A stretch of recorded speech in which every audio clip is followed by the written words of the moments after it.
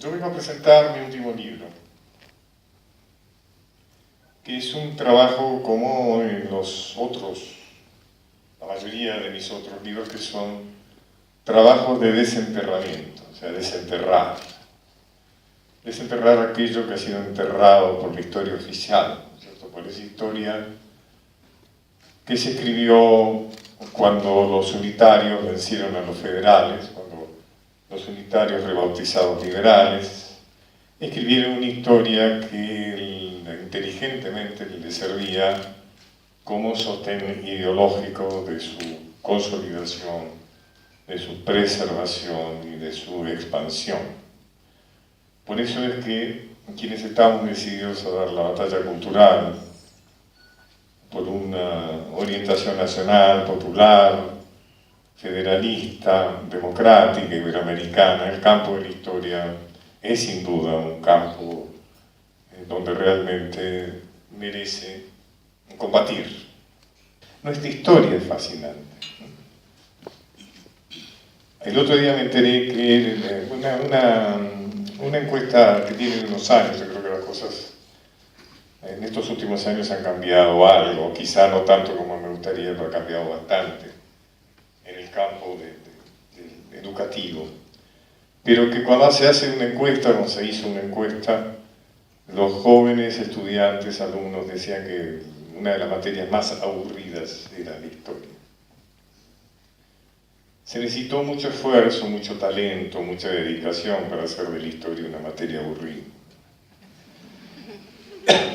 Porque realmente la historia argentina es absolutamente apasionante.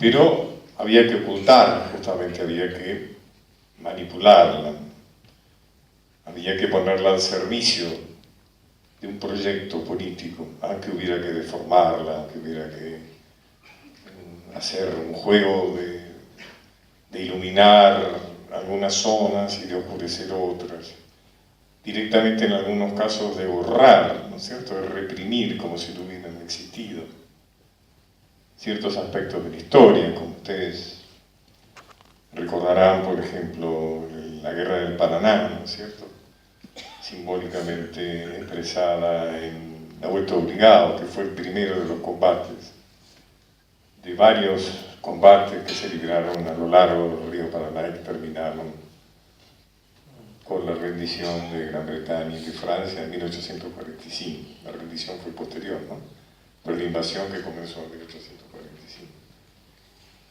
Como ustedes saben, esa epopeya prácticamente habían decidido suprimirla. Y hubo las cosas buenas que pasaron todo el tiempo que se la reivindicó.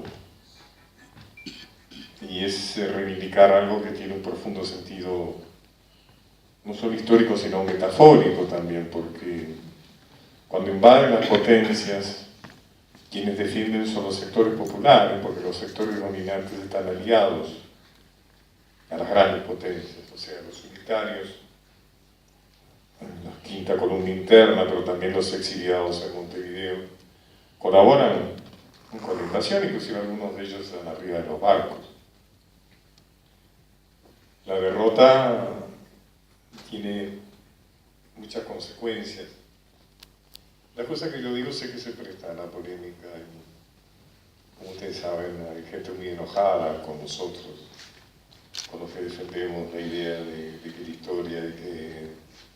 la historia oficial, con todas sus formas, sus cambios de collar, ¿no es cierto?, con sus cambios de nombre, con sus actualizaciones metodológicas, es la historia vista de los sectores dominantes. Ese es el pensamiento único que ha dominado desde Pavón, ¿no?, cuando Urquiza le entrega a Mitre poder de hacer el poder de la República Argentina.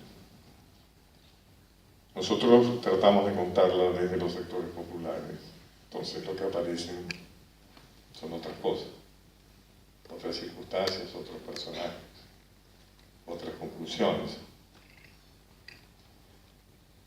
Si hubiera triunfado la invasión de la Vuelta Obligado, no nos hubiéramos roto en 4 pedazos como los rompimos en instancia del Foreign Office británico, con su aliado y en Sudamérica, que era Portugal, Brasil, sino que se hubieran roto en 5 pedazos, porque estaba absolutamente programado la independencia de la República de la Mesopotamia, hasta nombre tenía, que iba a incorporar las provincias litorales, y tenía una lógica porque lo que querían, todo esto nace, fíjense, me he desviado un poco, pero vayamos por acá, a raíz de que un señor en Inglaterra quería tomar un té, y de pronto escuché un tic, tic, tic, tic, tic, tic, y era la tapita de la tetera hirviendo, que hacía tic, tic, tic, tic, tic, ¿no? Como cualquier tetera en nuestra casa todos los días. Entonces razonó, el vapor produce energía, la energía es suficiente como para hacer saltar la tapa, que era una energía que eran esas pavas de agua que empiezan a silbar, ¿no? Cuando uno no le ha roto la tapita, que es lo primero que uno hace. Y entonces ahí nacieron los barcos a vapor, las máquinas a vapor, los barcos a vapor, los barcos de guerra a vapor,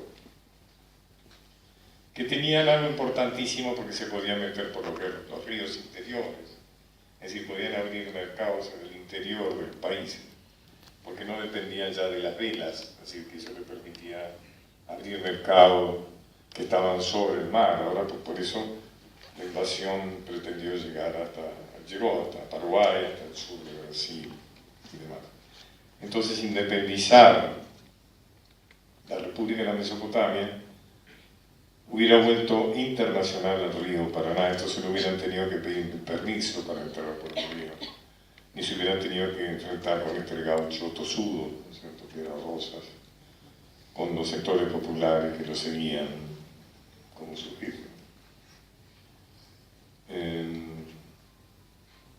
Entonces tenía lógico porque se independizaba la República de Mesopotamia, el río Paraná pasaba a ser internacional, de la misma manera que habían hecho internacional al Uruguay al independizar por decisión del embajador de Gran Bretaña con la anuencia de nuestro Rivadavia y de su delegado Manuel García, habían independizado la banda oriental del Uruguay.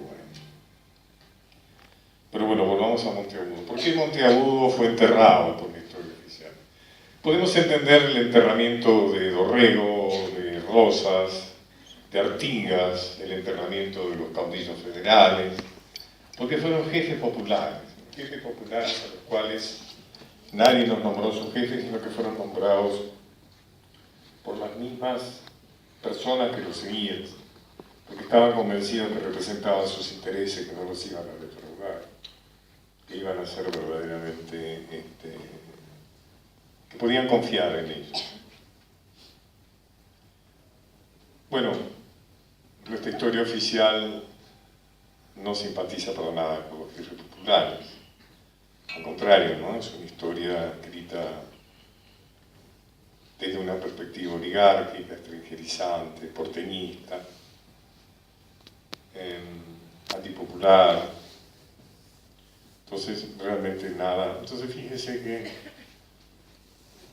en las explicaciones que nos da la historia, realmente son resoluciones por decisiones de los grandes hombres.